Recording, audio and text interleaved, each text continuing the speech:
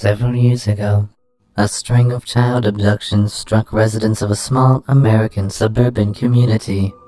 Eventually, these abductions were found to be the work of a traveling ice cream truck driver who used to lure children away with his charm, sweets, and the sing-song tune of Yankee Doodle Dandy.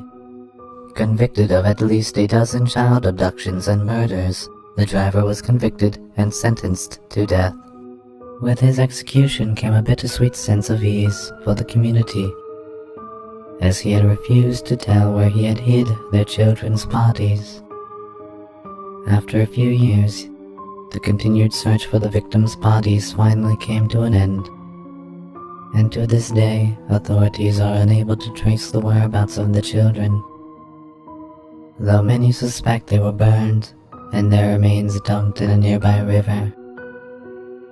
However, this is not where the tragic tale ends.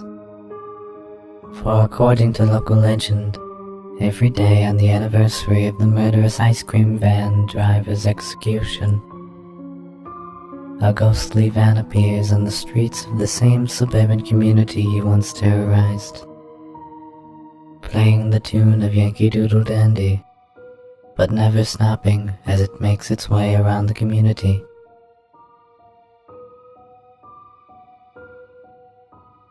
And into the unknown.